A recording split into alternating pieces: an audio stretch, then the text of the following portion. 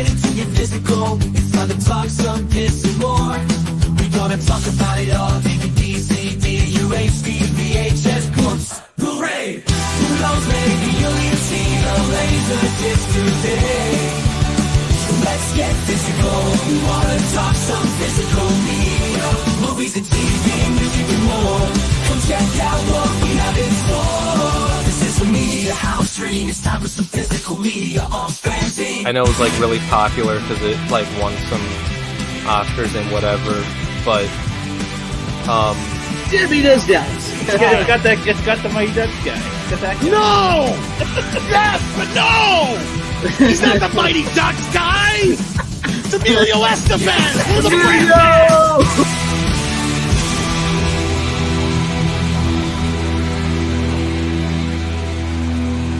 You can never have enough physical media.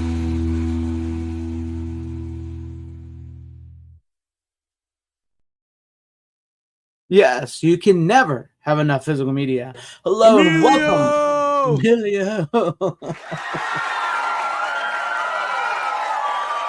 Thank you. Yes, you in the back. Love you. Thank you. Hey, the blonde over there, not you. Yeah, the good-looking one. Gotcha. All right. Welcome back to the Physical Media Show here on FanZcene. Half the audience is from the Greg Kinnear show. I don't even know who that is anymore. I remember. I used to watch that show all the time, actually. The Talk Soup with Greg Kinnear. I remember watching that.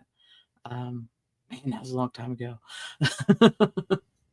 But welcome, everybody, and I hope you're having a decent or good holiday season, as it were. I see Tom. It's Christmas time. I wish I had more Christmas stuff in the background, but I don't. I know. Well, this is all I got, really. I just went out. That's about it. I got one other string of lights up in a window, and I'm like, fuck it. Oh, mine's outside, and then in the living room. And I didn't even get out my regular bulbs. I just got out a string of lights and all my fancy ornaments, and that's it. So. I typically don't decorate this room in here where I do all this stuff, so. But I'm glad to have you with me, Tom. I'm glad to have everybody out there with us. And let's say hi to the chat real quick. We got Random Brad. Hello there. Welcome, Random Brad. Always glad to see you with us. And Merry Christmas, Ace Hanlon. Glad to have you with us. And Merry Christmas to you, Hollifield. Glad to have you with us. And then Cal Bungadoo says he just got his Vinegar Syndrome box in time for Congo. So he got himself some Congo. I did get it, but I didn't get Congo watched yet. Sorry about that, guys. It happens. What I did get to see of it, though, it looks amazing. So yeah, of course it would. It's Vinegar Syndrome. So. Yeah, they know what they're doing. They ain't messing with none of that AI, neat, blurry crap stuff that other ones do. But welcome style section. He says, Merry Christmas, you filthy animals. Well, Merry Christmas to you. And hell to you, Brian Barth. Glad to see you out there. And salute to you, Stephen of Deleted Scenes. Howdy, Boba Fett. Yes, make sure you guys all like, share, and subscribe, not only to me, but to my good friend Tom here. And if you want to join, become channel members for either channel, so you get cool stuff. Hell to you, Dragonzilla. Glad to have you with us as well. Hell to you, Tim Hayes. Hell to you. Glad to see you in the chat. Let's see. Am I missing anyone? Corley and Rogue. Hello. Glad to see you with us. And greetings, Adaptive Rider, my fellow follower. Glad to see you out there. Good evening, Tyrell72. Glad to have you with us. Live long and prosper. No Rook as always. You should hear the stories of what's going on at Subway, man. It's like you could probably do a reality show over there, I guess. Yeah, we're gonna need another rookie. Yep, we're gonna need another rookie, another runner, everything. Yes, F Best Buy and F Subway, of course. Emilio, the wisdom guy. Yes, that's I have not seen that movie in years. Dear God, I forgot about that one actually. That's where they answer. Yeah, that's where like they answer letters from God or whatever he does. Yeah, that's not a bad little movie. Cute movie. Yeah. Thanks for bringing that up. I may have to get to that eventually. Yes. What else do we have here? I think we're all caught up. Confessions of a Sandwich Artist. That would be a good title for it. Oh, I probably shouldn't even pull that one up, but reminds me of the joke from Deadpool. But welcome everybody out there. Make sure, like I said, you like, share, subscribe, tell your friends. The Physical Media Show is on tonight, the week before Christmas. And all through the YouTube. I don't know. I'm not smart. But anyways, what do we got for upcoming release? Rookie didn't show up and it was rude. Yeah, Rookie didn't show up. It was rude. That kind of rhymes. That's all I was trying to. Yeah, not bad. I like it. Yeah, I don't know. Releases, news. What did we have? Yeah. Good question. We've got Kill Bill, and Jackie Brown. 2 different editions. You can either pick them up over at the limited editions over at the Lionsgate website direct, the one we've talked about a few times now. Otherwise, the standard editions you can get just about anywhere. It looks like Amazon and whatnot. But for those who are curious what they look like, the steelbooks, and these all come out I think in January already, so like these will all be out pretty quick. And they have a new edition, a Mr. Pink edition of Reservoir Dogs as well. It looks pretty much the same as the one we had before. It's only a pink tint to it. Pink, yeah. I'm not so sold on that first Kill Bill artwork. I'm not a fan of any of them, really, to be honest with you, except for maybe Jackie Brown. But even Jackie Brown, it would be better if it was the one on the inside there, where it's like the opening credits. Like I might like that better. I don't know, or I don't know. Just I'm not as thrilled with it, but I ordered them, so I got them through the website. So I figured, fuck it. Yeah, I don't blame you. Use my new credit card up doing that. Yeah, that was come on, 2025, purchasing them all. Yeah. We're back in business. We're Godzilla got Godzilla and Biolante and Reanimator. Yeah, that one got an announcement from kind of an oddball instead of them jumping on some of the other ones. We got a rumor for Outbreak coming to 4K. Let's see here. We have My Girl coming finally to 4K, even though this thing's My Girl's had a 4K master since the Blu-ray, I think, because the version I have on digital is in 4K. I'm surprised that one wasn't one that was included in one of the Columbia box sets.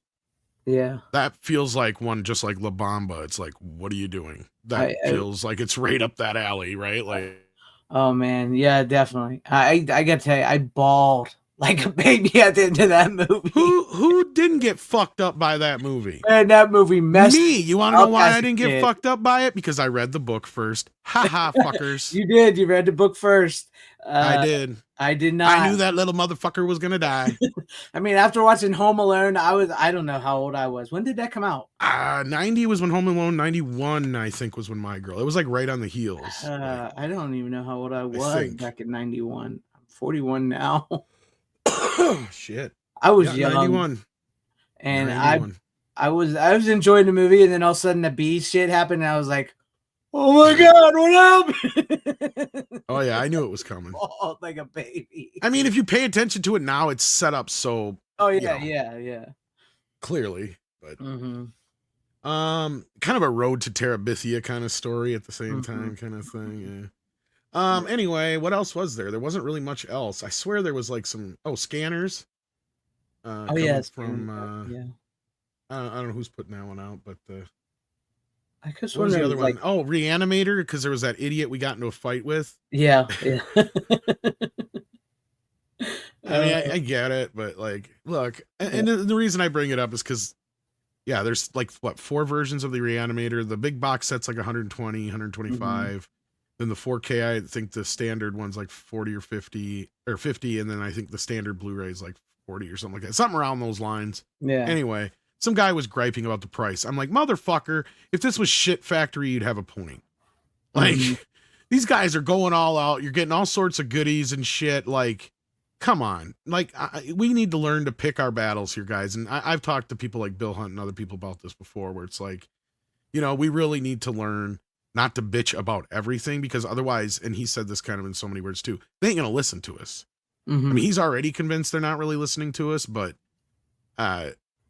they're really not going to listen to us if we just nitpick and bitch about every little goddamn thing. Right. So That's true. I mean, and then the next time something does go wrong, that's why they never fix anything. Yeah. So speaking of which, like, I know you're not a huge fan of the Riddick movies, but we touched on this, but I guess we got confirmation that this comes from the director himself. This edit that's in the new Riddick movies. Apparently the director did not like the scene when he grabs Katie Sackhoff's ass at the end of the movie, so he cut it. I'm sure Katie didn't have a fucking problem with it. No, she shows her tits in the movie, so I don't think she cares one bit either way. I just think that's the typical Hollywood thing. Personally, I thought it was a studio thing when I first heard about it, because it sounds like that's what a studio would be like, oh yeah, you can put Riddick on 4K, but we're going to edit this out because you know how they are nowadays. But it turns out it was the director self-editing, which is now that's something I feel like we do need to complain a little bit about. But once again we got to pick our battles, and the best way I could say that is don't buy it. Well, and that's a situation where I would love to yell and shout at Shit Factory, but what the fuck's the point?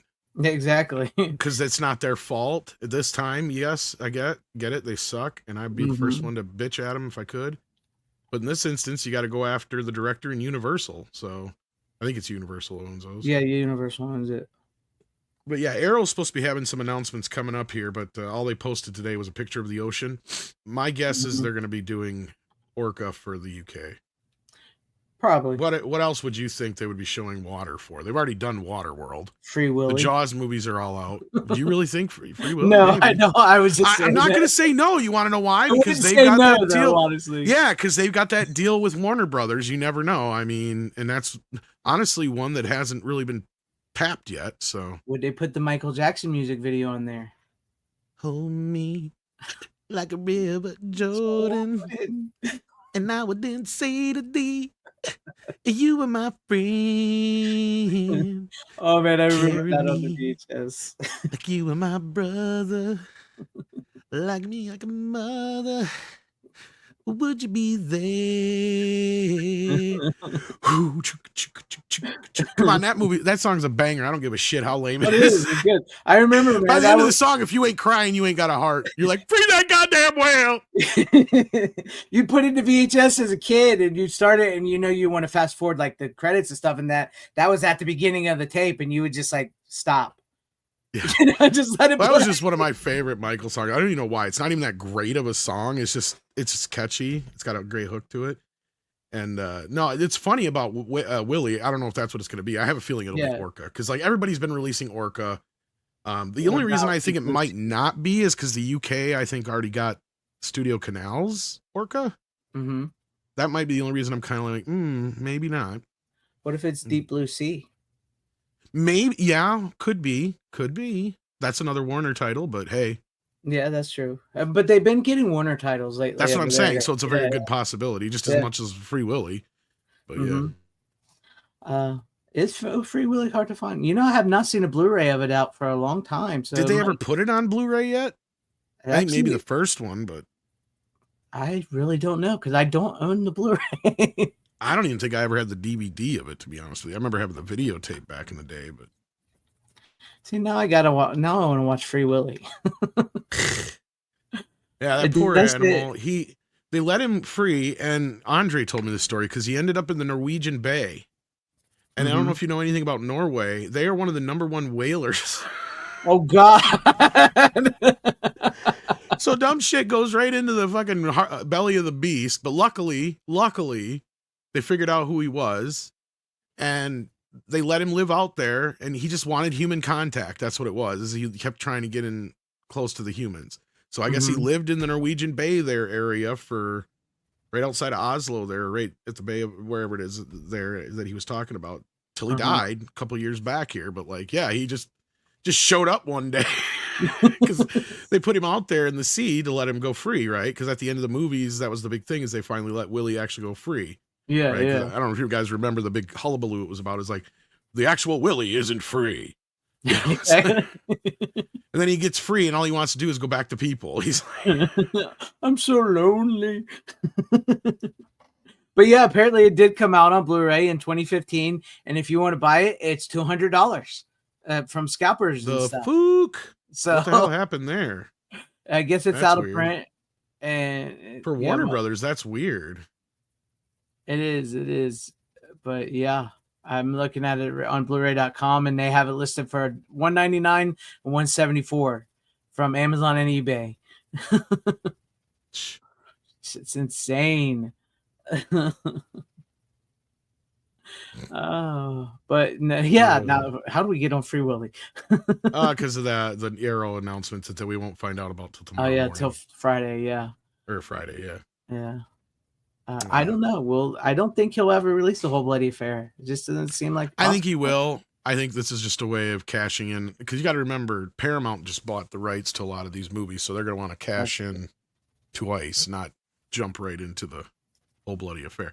And really, the only difference is there's only two major, and in fact, you're missing a couple scenes in the whole bloody affair, because they had to film a couple extra scenes to make part 1 and 2 make sense, to make up 2 parts. So you're missing all the stuff in between, because it just leads into the next part of the movie without the explanation of everything. And you don't find out that B is the mother until the very, very end of the movie, and that the kid's still alive. So that cliffhanger was added on when they decided to make it 2 movies. And the only other difference is the fight scene, instead of being in black and white, is in color. That's it. That's really the only difference, because I've watched the whole bloody affair, and it's all right. It's fun. I want to have it because I have both versions of Grindhouse, so I'd like to have both versions of Kill Bill as well. So whatever. Right. But yeah.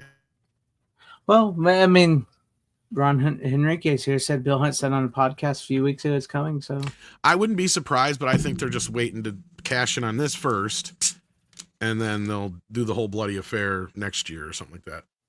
Yep, I agree.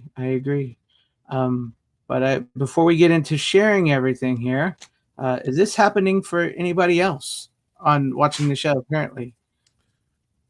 What? Says an error occurred. Please try again later on the physical media show. I mean, still saying we got people watching. There's people in the chat, so I don't think we're. Yeah. That looks weird. Yeah. So if anybody, mine's working fine. In fact, we barely even got a delay. I was going to say, because it looked like it was still going strong, like people still hearing the chat's popping. So yeah, just refresh. Well, can't tell him that, but yeah. Well, he's in the chat too. So refresh it if you're having trouble. Well, that's true. If he's not seeing it, it's true. I forgot about that. Yeah, but yeah, it looks like it's working. All right, though. So I know we don't have a lot of picks tonight, but I'm sure we'll have some lively discussions about some of the things. But why don't you go ahead and go first with whatever title you want to show first, and then we'll do after I do my first pick. And I got 3, but I can make it 2. Oh well, you do what you want to do, because I only got 2, so I can do my 3. That's why you go first, and then and then it will end with me, I guess. Oh, okay. All right. But we'll do a separate pick first, and then I'll do the one where Well, this is an oddball, because I have pretty much every release there ever has been of the Grinch in the last 20 years, 25 years now almost. And honestly, this DVD was never bad. It was actually a really good, and I just checked it again tonight. I'm like, yeah, that's actually pretty impressive for being a 2000, from 2000, almost 25-year-old disc. That the only difference between this and pretty much the other ones is this one has Horton Hears a Who on it, and then they remove that, and then it gets different as we go along. Okay, because then we got the 50th anniversary, which was the first time it was on Blu-ray, and really it looks pretty good. You get what did they add to this one? I think it's because from here on out, I think it's got the Grinch. I think this one's just the movie. Okay, so this one's just the Grinch. Then you get to the Ultimate Edition, which to me, this is one of the best ones yet. And this is when they start adding the Grinch Halloween. And this is weird one, because this one has, and I don't know why it's only this version and this version only, has a Dolby Digital surround sound track. Every other version, including this new 4K one, is mono. I don't know why they didn't have that track on here too, because as far as I know, this is the same 4K scan as this, although I'm not 100% sure, because this motherfucker looks amazing. Really? I mean, it's the quality, the detail. I think it's a newer scan, and it looks like it might have even been scanned in like 6 or 8K. Knowing Warner Brothers, they probably did. Yeah. And so like, yeah, it looks amazing. It looks like even a bigger jump than this. I couldn't believe how much of a jump, considering this from what I knew came from. But I think what this is when they did those batches of like Wizard of Oz and all those, they redid them again in a much higher quality, and that's what this scan is.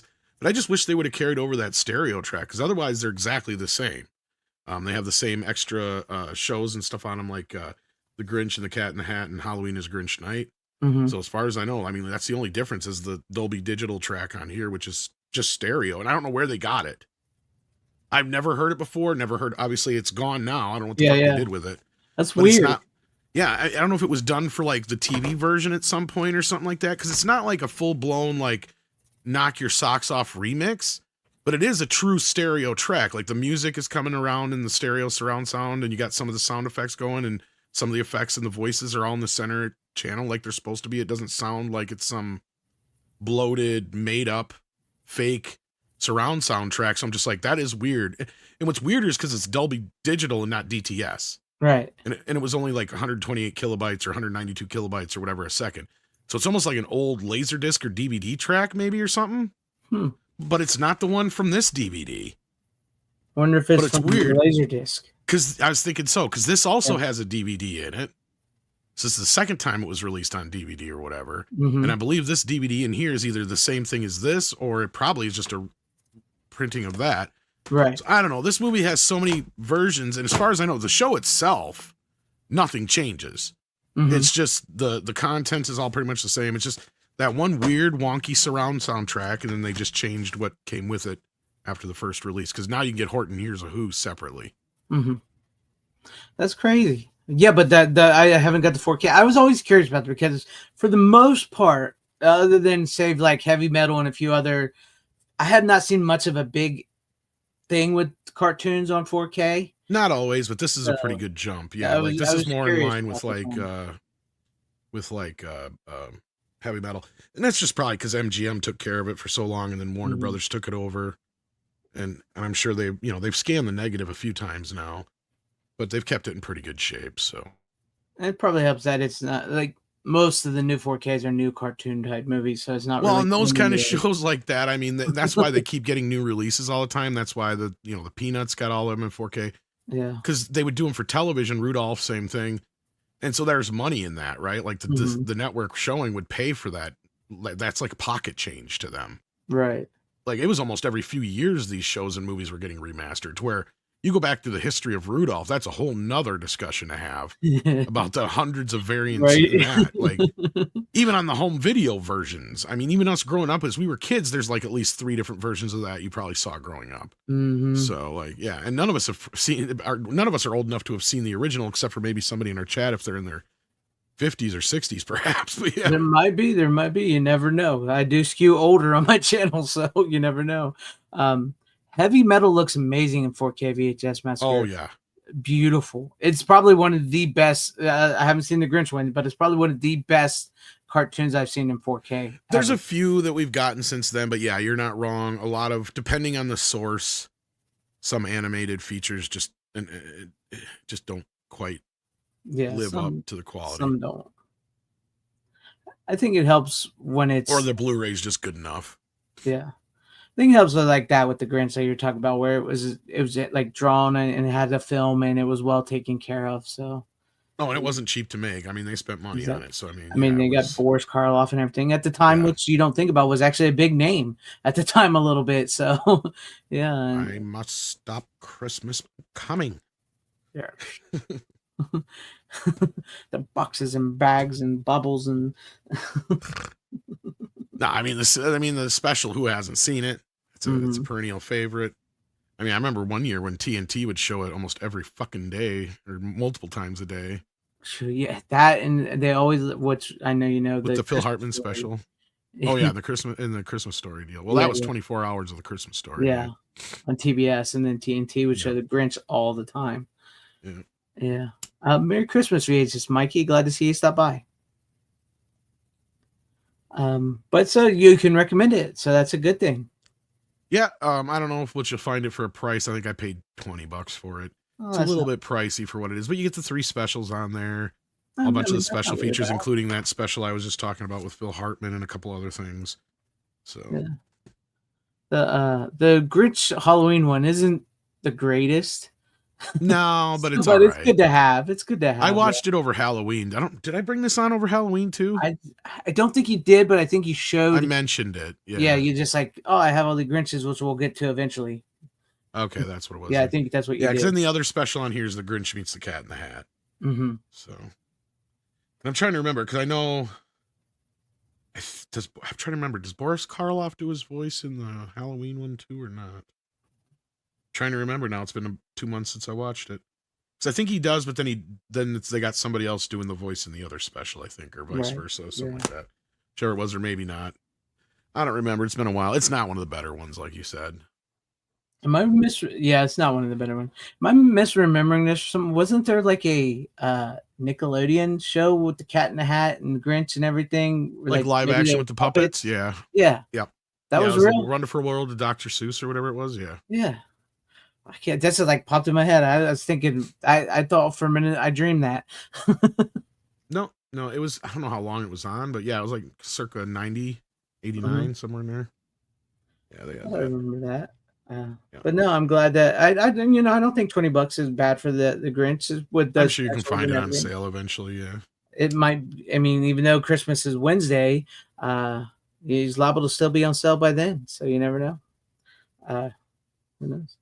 That or you can get it off season cheaper. Because Mhm. it's not like, I don't think they'll just repackage this one for the next 20 years now. Yeah, it is just they'll give you another one, and then the next year the slipcase will have fur on it, like they did with the Jim Carrey one. Like where you can feel the Grinch's fur, and then they just keep releasing it like that, or you'll get a little Grinch keychain or something.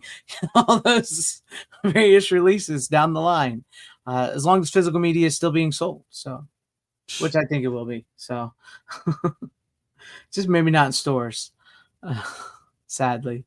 Um, Oh yeah, the Ed Wood. Oh yeah, on the VHS set. Yeah. Uh, all right. Well, if you got anything else you want to say about the Grinch for? Nah, not really. There's not much else I can say. I mean, most people have already either got a release of this at some point or whatever. And if you do, I mean, you already know what it looks like. So, Yeah, because he's the mean one, Mr. Grinch. All right. Well, I'll do my first one and keeping it a bit kid friendly as well. I finally watched Prehysteria again. From oh, Full Moon. I haven't got that one. It's nice. I mean, it's full moon. It's just not like Yeah. the greatest skin in the world, but it looks good.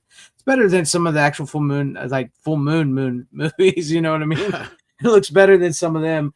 No, I just hadn't seen that in a long time, and I actually got that I think last Christmas from Full Moon themselves. I finally watched it. It's been a long time since I watched it. I've been watching this and you can tell it's like a 90s kids movie because it's got a lot of adult themes. Plus, it really feels like Charles Band and them wanted to make it a little more adult. You know what I mean? Like the stuff with the dad and the blonde that he falls in love with, and I'm not joking. There's literally a scene when the woman that dad falls in love with is a very attractive blonde, has got her hand around the neck of the brontosaurus and stroking it up and down, going, "Oh, aren't you so nice and cute?" So it's just, it's like she's saying some stuff, and it's like, okay, that's a little. I can't believe never noticed that as a kid, which I wouldn't have because I wasn't, I wasn't in the know back then.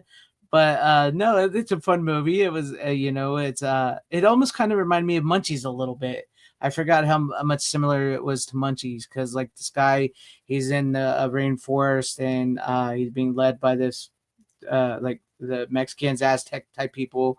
And he sneaks into the cave. He steals these eggs that are not supposed to be stolen, that have been sitting there for frozen. It puts them in a cooler. When he gets back to America, the kid from what's that Arnold Schwarzenegger movie, Last Action Hero, his family are living on a raisin farm. They go into town, the cooler switch, they get the dinosaur eggs, they hatch, and the whole movie is proceeded on the bad guy trying to get the eggs or the dinosaurs back from them, and them trying to stop him from getting them. And it's a very full moon kid friendly movie. It does have the full moon flair to it. I hadn't seen it in a very, very long time. I didn't even know there's sequels. So there's a part 2 and a part 3, but they sent me 1 and 2. I haven't watched cool. 2. I haven't watched 2. But I don't think I'll have as much fun with the second one and as I did the first one, because I remember the first one. I think it was in the theaters because I remember seeing it. I don't remember if I saw it in the theaters or if I rented it, but I do remember seeing the trailers and stuff on TV, and remembering this came out around that time. Gotta love a Charles Band. They knew how to market, like, because this came out around the time with Jurassic Park and the dinosaur, that one dinosaur movie, we're back or whatever. So like when dinosaurs was really big and hitting it. So this came out around that time. If I remember correctly, I think this was a fairly successful movie for them from back in the day. But yeah, I haven't seen the sequels. I honestly didn't even know there was sequels until they sent the second one to me as well. But no, this one looks great. This Blu-ray looks great. It also comes with the DVD. It's got fun little stuff to it. I mean, it's a good movie. It's a good movie. And I mean, definitely if you like the puppetry and like stuff like that and Charles Band, and like I said, if you've ever seen Munchies, it reminds me a lot of Munchies. I couldn't believe how much it's similar they were. I didn't realize it at first until I started watching it again. But yeah, it's a good one. It's a good one. Yeah, I barely remember it. I just whenever it came out initially, I think I saw it on Cinemax or whatever it was. Yeah. And then all the dinosaurs are named after pop and rock stars. Like the T-Rex is named after Elvis. They call him the king. Yeah. The pterodactyl, I believe, is called Madonna or Paula or Madonna. Whatever. Like there's Paula, there's Madonna, there's the king, and the other stuff like that. So that's what they're all named after. So that's a nice little thing to it. And yeah, the dinosaurs are done pretty well. So yeah. That's about it. That's I just figured you got with the Grinch. I'll keep with the kids. Sort of a kids. It works, man. It's kind of cool that they sent that to you too, man. That's awesome. Yeah.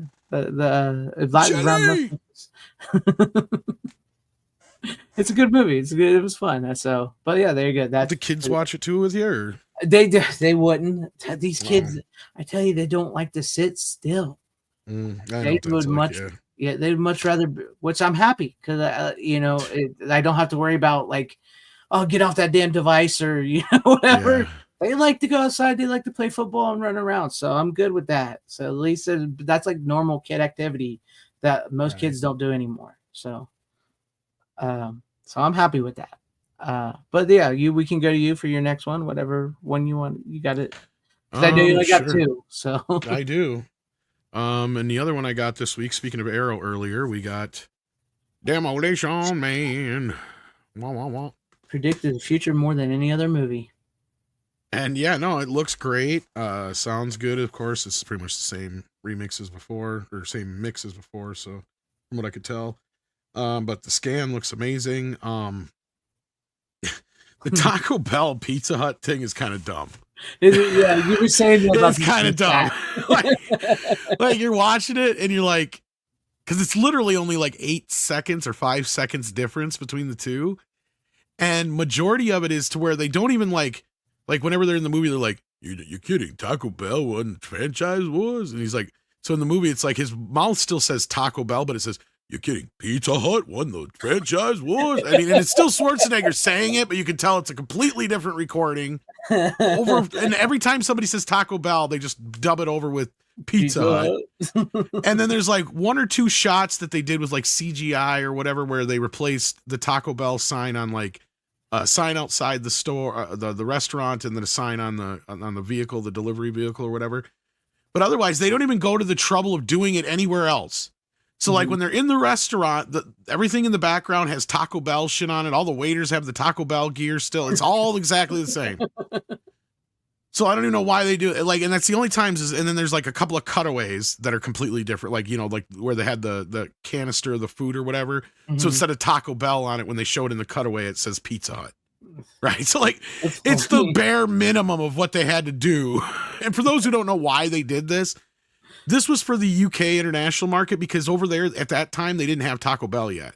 Yeah, it was mostly, like, or at least it wasn't as well known or all over the place as opposed to Pizza Hut, which is the same company. PepsiCo owns Pizza Hut, Taco Bell, and KFC. So yeah, which is funny because like you can go now. They have like restaurants where you can have a KFC or a Taco Bell together, or a Pizza Hut and a Taco Bell together, or KFC and Taco Bell. Like they have them around here where like they're combined as one restaurant, and like you could go to one side to order Taco Bell and you go to one side to order KFC, whatever. It's crazy. But Joey, the new Arrow 4K and Blu-ray, it has both cuts on them. So yeah, I think this just only has a blue 4K. So you got to this does not come with a Blu-ray. Okay, it's just so keep that in mind. So yeah, so like I hang on to this, not that I really need it, but yeah. And there's a whole bunch of special features on here that are not on this because this doesn't have anything on it. I think this might have a commentary. That's about it. Yeah, it is a commentary with Joel Silver and the director, and that's it. But this has a whole buttload of stuff on it. I think Warner Brothers did the scan. I think is what I remember reading here, which it looks great because Warner Brothers has one of the best scanners out there, and I think Robert Meyer Burnett has said that and stuff like that before too. So they have one of the top of the line, and it looks great. Really in line with what Congo looks like and stuff. So when I talk about that next week, if that makes sense, because these films come from a very similar era. Blah, I could talk. Yeah. But no, the movie itself actually still stands up. If anything, it's aged very well. Yeah, right. Scary well is more like it. Because yeah, for those, it's funny because the parallels between how Austin Powers is basically a satire of this and Bond. People forget when it's a satire of this film too, right? Because like the whole plot is the same. It's exactly the same plot. Like, it's a lift right out of the. He's frozen and wakes up. The only difference is they start theirs in the 60s and this one starts in the 90s at the time that they hadn't even got to yet because it's like the almost distant future. And then you jump ahead to 2032, which again, if we were still heading down the woke road we were, man. I mean, it's like everybody's androgynous. The only difference, the biggest difference is that everybody's fucking everything now instead of not touching each other. That's the only big difference. Honestly, did you not see that thing?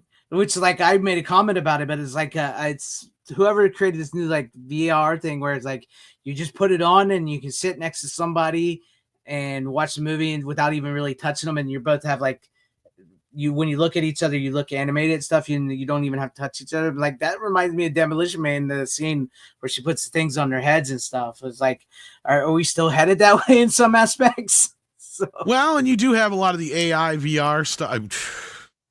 Look, I wouldn't be surprised with what some of the stuff they've got out there headed away, So yeah, there's still possibilities of things that could happen here. I mean, again, though, it's so scary how some of this shit is as close to reality as it is. I mean, that's the thing. But no, the movie's fun still. It's a great comedy, sci-fi, action film. Wesley Snipes, Sylvester Stallone. If you haven't seen Demolition Man, do yourself a damn favor. It's one of the greatest movies ever made. It is great.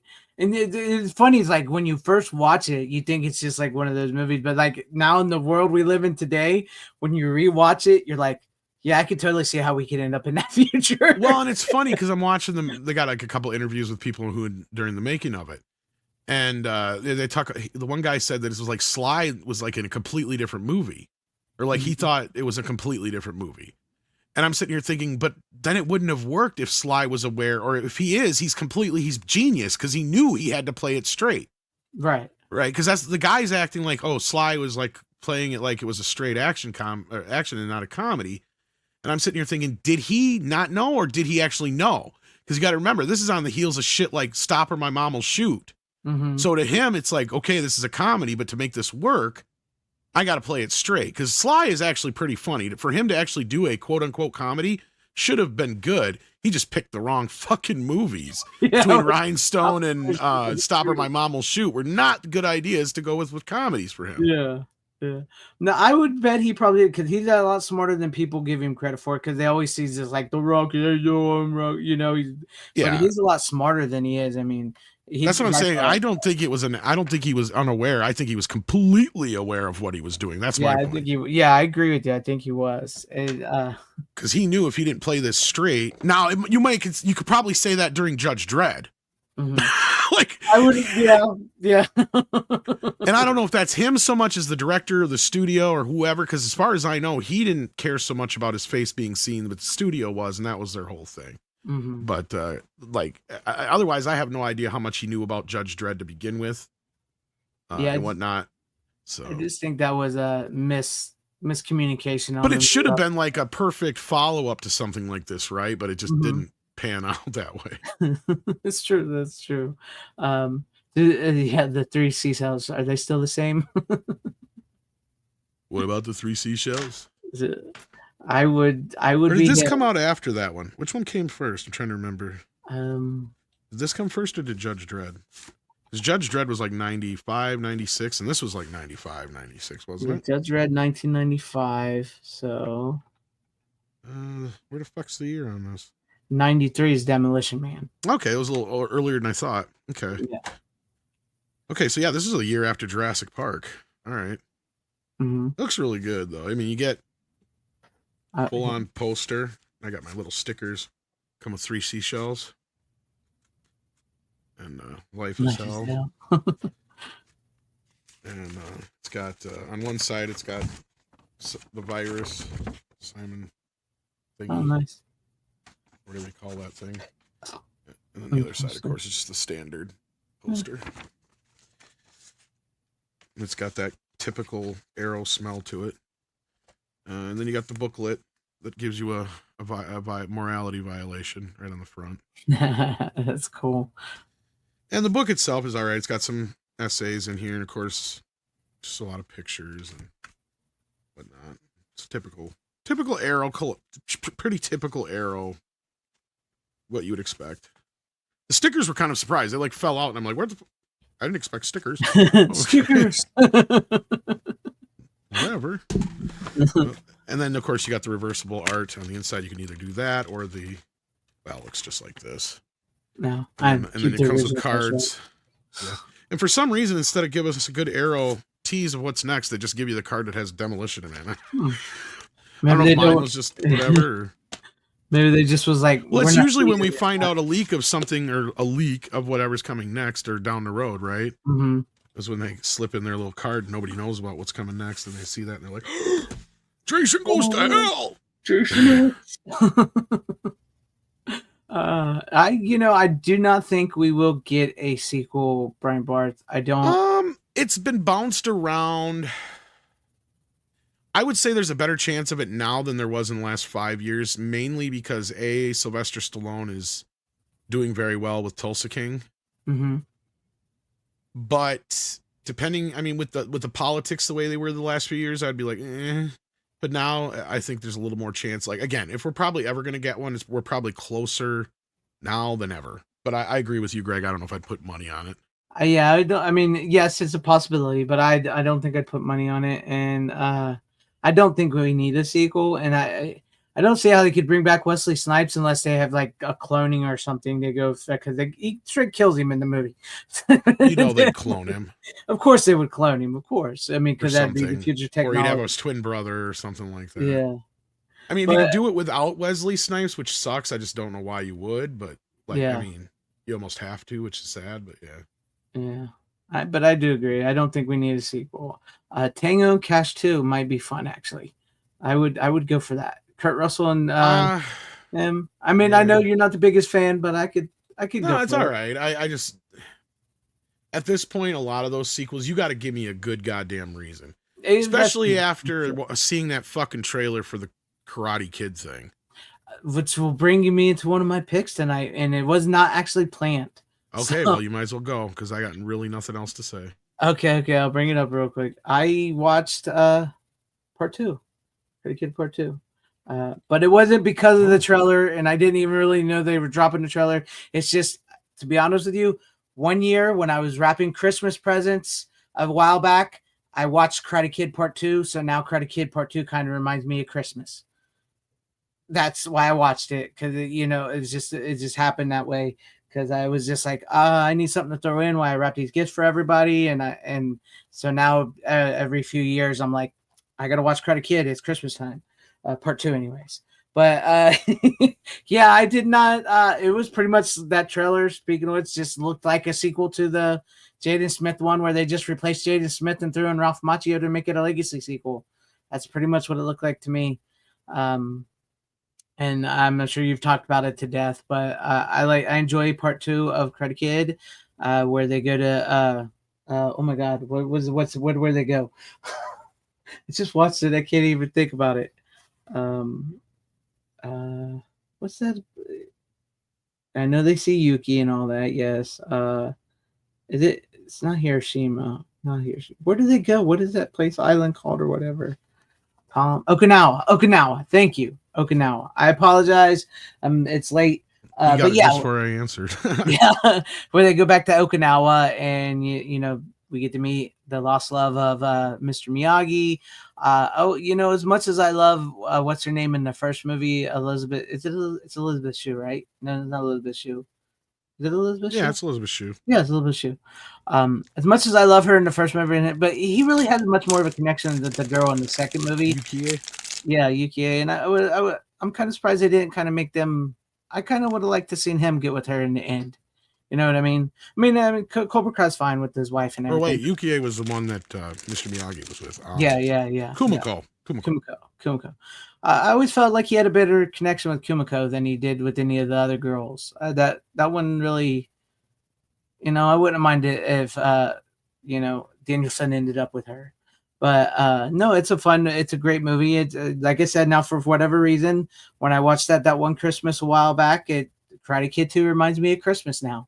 So I watched it. It's a good movie. You guys know the plot, and then Chosen and all that, and he kicks ass. And I do like the fact that like we spend the whole movie, the first movie, where he's like, no can defend, you do this move, and like he immediately goes to do it, and boom, it gets shut down. I love that. And then the drums with how he does it at the end of the movie and stuff. So it's a much more tougher movie, and it's much more like the situation they're in this time around is much more serious and dire than the situation is in the first movie. And it's surprisingly it was all shot in Hawaii, not actual Japan. So but yeah, there you guys have it. That's I felt like watching Karate Kid Part 2, and the 4K looks great from the set. This is from the set, the big set with all 3 of the first movies. So if you guys have not seen it, they look great. Looks good. But yeah, it's a great movie, and it's a good time watching it. But yeah, so what's everybody's thoughts out there about that new Karate Kid Legacy trailer?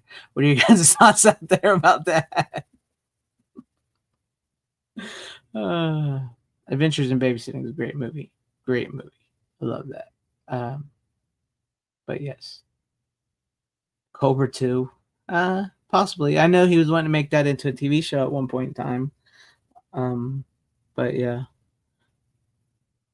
That's about it. How was Ralph Macchio better looking, older? I think that's just the way Ralph Macchio looked. I mean, I think people forget he was pretty old doing these in the second and third movie. I know in the third movie he was already in his 30s, I think. If I remember. I think it was 27 or 28 in that 27, one. But yeah.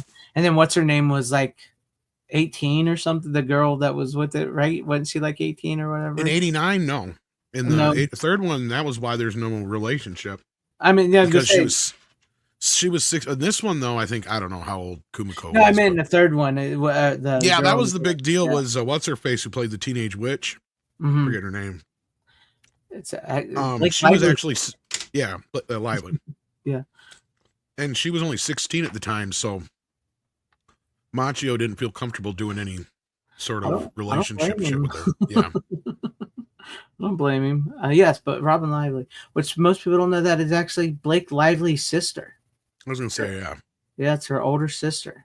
But no, yeah, I enjoyed it. I can't say I was too thrilled with the new Karate Kid Legacy trailer.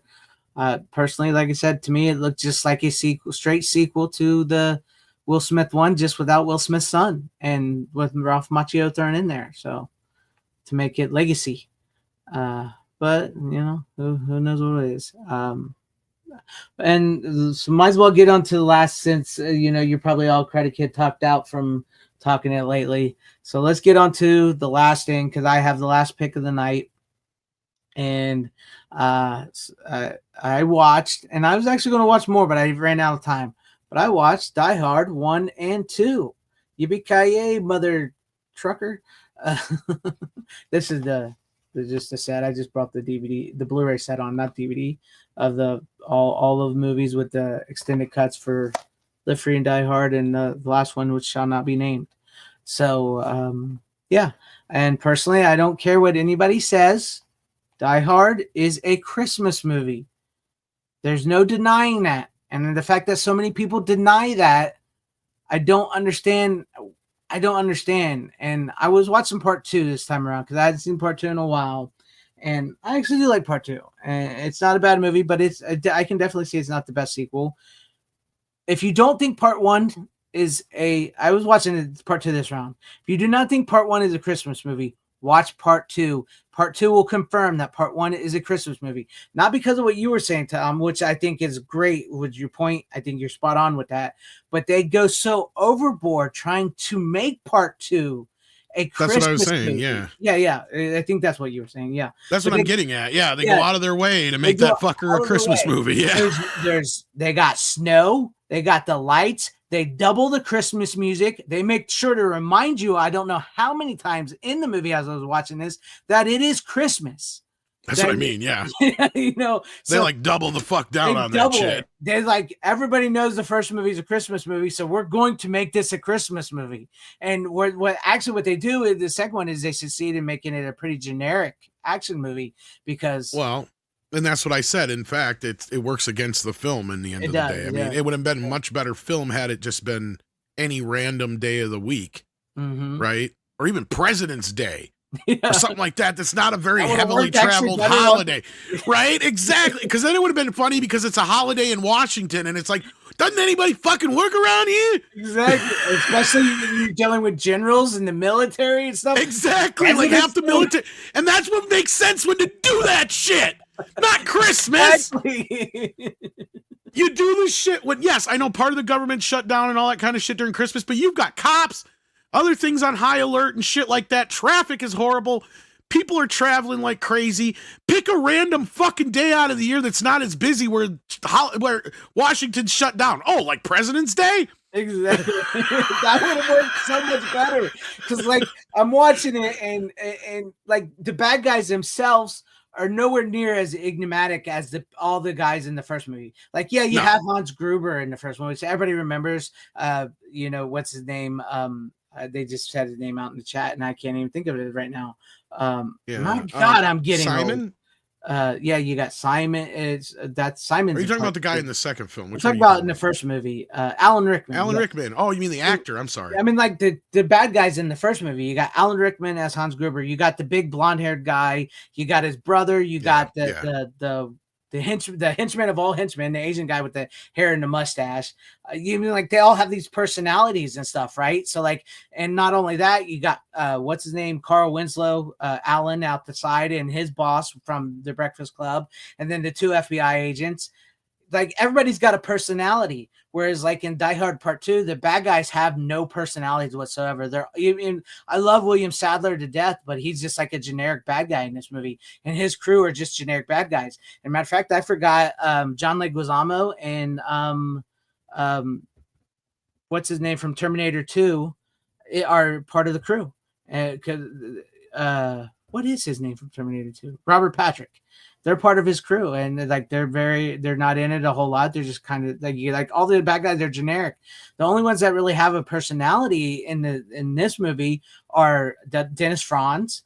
You know, what's his name for the Fred guy? I can't think of his name either. Up in the tower. You know, the actor from Law and Order or whatever is from. John Amos, when he shows up, he has a personality. But, like, those are the only ones that really have personality and character. Like, the bad guys are so generic and really pointless, to be honest with you.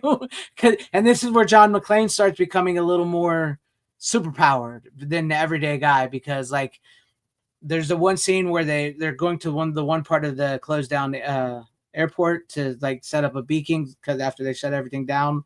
Yes, Fred Dalton Thomas. Yes, he's great in the movie up in the tower.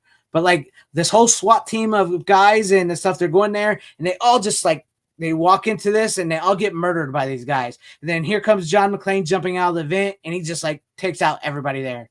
No problem. Right after they murdered this SWAT team, John McClane just pops in and just like with his little 9mm shoots everybody and kills them, So like it becomes a little bit of a generic, which I don't have a problem with because I love a good action movie. But yeah, it's one of those that becomes a little bit more generic, and it definitely I think it definitely proves that the first movie is a Christmas movie, and they couldn't recapture. They didn't understand, I think, when they were making the second movie, what made the first movie a Christmas movie. And so I think they try to think maybe if they shoved more Christmas in it. What makes the first one such a good Christmas movie is John McClane is clearly is like it has all the hallmarks. Speaking of Hallmark, the hallmarks of a Christmas movie. He's this broken man who's trying to make amends with his wife. It's Christmas. What better way to make amends with your wife than on flying out on Christmas to try to apologize, even though he's going to have a hard time doing that. And even like with the bad guys and everything that show up and everything, they're playing this whole predicated on Christmas and everybody being out of the building and certain things being shut down and certain people not working. That doesn't work on any other day except maybe New Year's, but why would he be flying out for New Year's? It's best to come out of Christmas and then you stay for New Year's.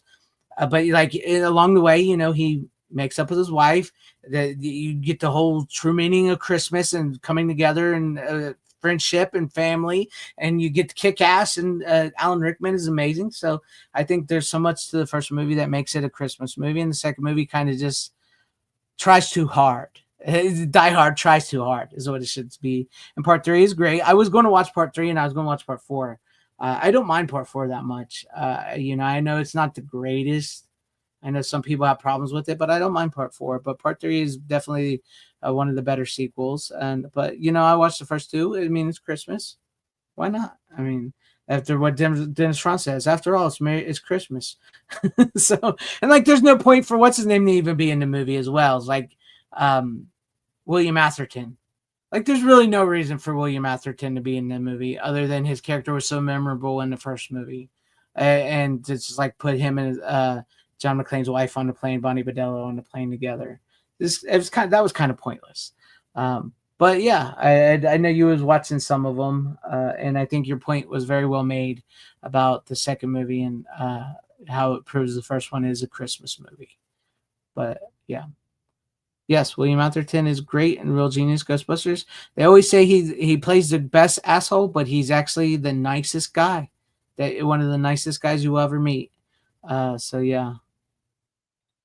Die Hard. Never thought of it as a Christmas movie growing up, but now I have to consider it one. If Home Alone is a Christmas film, Die Hard sure is. I mean, there's an argument to be made. I believe it is, and I know so many people watch It's a Wonderful Life around this time of year, and some people don't think that's a Christmas movie. But and a lot of the movie does not take place at Christmas with A Wonderful Life.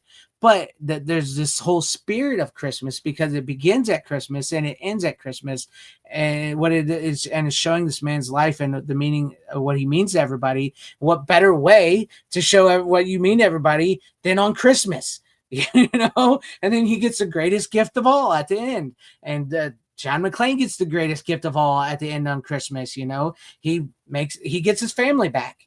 He has to go through hell to get his family back, and to show that he deserves it. So that's the way it goes.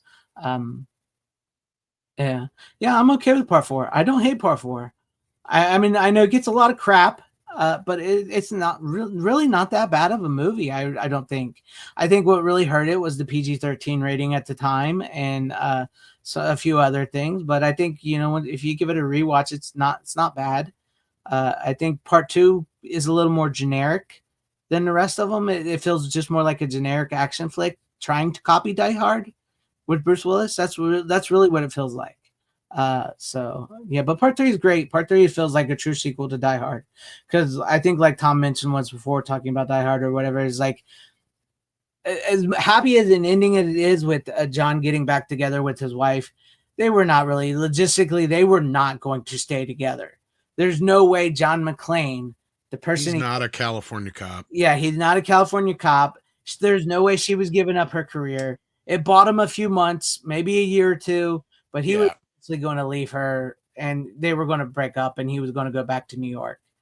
You know, basically once the kids start doing other things with their lives, yeah. Yeah. But yeah, that was I got into the first two Die Hards movies. And I was going to continue. I just didn't have more time. Jaws the Revenge. But no, you got any thoughts on it? You want to talk about it? No, I mean, I kind of said everything I could last week. Yeah.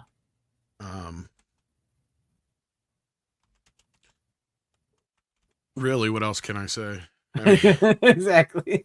I kind of said it all last week. I mean, you kind of just summed it all up too. Again, it's like they go so far out of their way, it's pointless. It is up until, you know, Die Hard, either Live Free or Die Hard, or Die Hard 5, however you want to look at it. As far as I'm concerned, Die Hard 2 is the one I usually skip. So, and you don't really miss anything. So you don't, because they don't ever really bring up part 2 again at all. I mean, like we know in part 3 they bring up part 1, which, you know, that's why it feels like the most like a sequel. And then part 4, they do mention a few of his export. They naturally mention part 1 in part 4, and I think they maybe mentioned part 3. And then part 5 is just horrible. Part 5 is the worst. I don't. That was just like, you could tell that was when Bruce Willis was just doing stuff to be doing stuff. You know, he was probably having the starts of that stuff or whatever, and he was just trying to make money for his family. So, but yeah, that's it. That's all I got. That's all I got, folks. I don't have any more movies. Tom don't have any more movies. I guess this is going to be a super short show this week. Here we go. That's a good question. For the Maestros, which A Christmas Carol or Scrooge adaptation do you like the best? Oh, that's a good question. One of my favorite Christmas Carol movies, is the one with George C. Scott. That is one of my all-time favorite Christmas Carol movies. I believe it was a TV production, maybe. I don't remember, but I believe it was. But it is great. He plays Scrooge wonderfully, and next to that would probably be Scrooge with Bill Murray. I think those are my top 2 favorite Christmas Carol stories. How about you, Tom?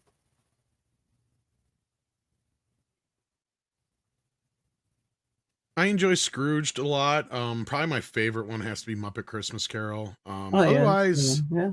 I like the Albert Finney and the George C. Scott one. It's been a few years, I think, since I've seen the Patrick Stewart one. Yeah. Has that one ever got a good Blu-ray release? Probably. I think that's still stuck on DVD. I think that was like a TNT movie, wasn't it? It was, but I'm sure they shot it on film. Yeah. I remember that one. I remember the what's his name in the Patrick Stewart one. The guy that plays Cratchit looks like he's just about to snap and kill people. He's like the guy playing him. He doesn't play Cratchit, or that's who it is, right? Bob Cratchit. Yeah, he doesn't play him like, you know. He just feels like he's going to snap or something. He doesn't look right. But it's been a while since I've seen that one. I don't mind Jingle All the Way. I think Jingle All the Way is all right. It's not great, but I like Schwarzenegger in it. I like Sinbad in it, and Phil Hartman is great. Put that cookie down.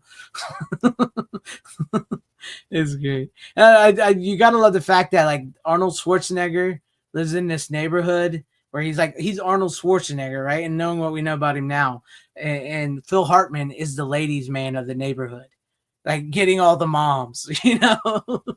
So I love that. I love that in the movie. Yes. But I see this, Brian Barth. Where is it? Yeah. I have not yet decided. I know next Wednesday is Christmas Day. I haven't decided yet. I'm debating. It depends. I'll let you guys know before Wednesday. I will let you all know what I'll do, what we'll do. I don't know if you'll be busy that night, Tom, or if you got other streams. I know sometimes you do like do stuff on Christmas. If you're probably free, then I'll probably be here. Well, then we may do it. It depends. Like I said, I'll let you know, Tom, and everybody else know before Wednesday if it's going to happen. Right. But I mean, If anything, if the movies we bring, it'll probably be movies we brought before because it's going to be like to give you a heads up, probably it's probably going to be like a Christmas Vacation, maybe even the Christmas Carol I just talked about with George C. Scott. It'll more than likely be those type of movies because it's Christmas week and I'm going to be watching those. That's what I'm going to be watching. So, but if you got anything new or anything different, well, you can bring them on if we go. But yeah, I guess that's it for the show. An hour tonight. Is that a real movie? Because now I want to see that Bikini Bloodbath Christmas. Is that real? Is that a real movie? VH Massacre. You gotta let me know. You gotta let me know. I have not. Is this the one with the two kids in a house? Corley and Rogue. I have not seen that one. You better watch out. Yeah, I know it's a real short show tonight. I don't know what else to talk about. If I get, if you guys got any questions real quick, I'll field a few questions before we go. If you guys got any, so put them in the chat and I'll answer them to my best of my ability and we'll figure it out. 78 degrees in LA. It's like 45 here right now where I'm at. It's not going to snow. It's going to rain. It's been raining. It was like dumping rain all day today. So, most overrated Christmas movie. Now that's a good question. That is a good question. I have to think about that one. Because I typically I like A Christmas Story. I like Home Alone. I like Christmas Vacation. I like Die Hard. I like A Christmas Carol. Maybe the Jim Carrey animated Christmas Carol might be a little overrated. Oh, I don't know about overrated, but yeah, I don't like that one either. But yeah. That's a tough one because the problem is like I've talked about this before. Is like sometimes when you're growing up as a kid, you'll see a movie, and whether people like it or not, there's something in you that when you saw it, you immediately liked it, and even if it is a bad movie or whatever, it means something to you to this day. So like you could say like, oh, I liked Silent Night, Deadly Night. It's a great movie, and other people say that's not a Christmas movie. I don't like that. I don't want to, but you yourself, it means something to you. So I don't know. Yeah. I mean, I like Silent Night, Deadly Night, and whatnot, but yeah. I don't know. That's a tough question. I don't know what I would say is overrated. I mean, that's a tough. Yeah. I mean, yeah. I guess that just depends on what your tastes are. Yeah. I don't think not overrated, but a lot of people forget about Trading Places as being a Christmas. It's a bit of, I would say yes, it's a bit of a Christmas movie, but it's also a New Year's movie and a Thanksgiving movie. It's all three of them in one because they go through Thanksgiving to New Year's. That's true. So I enjoy. That's one I have not watched yet this year. So because I think we brought it on last year when the 4K came out. We brought it on last year. So yeah. No, Jason Voorhees does not have a Christmas movie, but that would be interesting. That would be interesting to see that. Yeah, that's one thing they've tried doing a couple times is getting him in the snow. Mm-hmm. Santa's Sleigh. Is that the one with Bill Goldberg where he's Santa Claus? Yeah. Invasion USA is a Christmas film. Yes. Yeah. I agree with that. Yeah. This is one I tried. I tried Christmas Bloody Christmas. I couldn't get into that one. But I still haven't watched Terrifier 3, but I'm going to get to it. It's just I couldn't get, I haven't got to it. I liked it, but not as much as the first two. Yeah, I have a feeling it's going to be the weakest of the three for me. Is Home Alone 2 too much with the shenanigans? Meaning, did throwing bricks at Daniel Stern from 22 Stories really work, or was that just dumb carbon copy? Personally, yeah, I don't think it's too much, but I do think there's two stories in that movie. I do think maybe the Wet Bandits might have been shoved into that movie. I don't know. I think we talked about this once before because it really feels like maybe that like the bulk of the movie was supposed to be Kevin going against Tim Curry and the people at the hotel. And then people were like, no, we also need the Wet Bandits in the movie because that people love them. And it kind of feels like there's two stories in the movie. The problem with that is it always feels like the Wet Bandits were probably part of the. You almost can't do the movie. Like, exactly. You know what I mean? You can't do it without them, so they put them in. And yeah, it's just it's a lot of the same shit as the first movie with just some extra stuff, basically. Yeah. Oh, yes. One of my favorite episodes, Christmas episodes of the X-Files, is I don't know if you've seen it. Oh, I can't remember. It's about the ghosts. It's Lily Tomlin and Ed Asner play these two ghosts in this house that Mulder and Scully go investigate. And it's a very trippy episode. It's a very Christmas episode. It's a fun episode.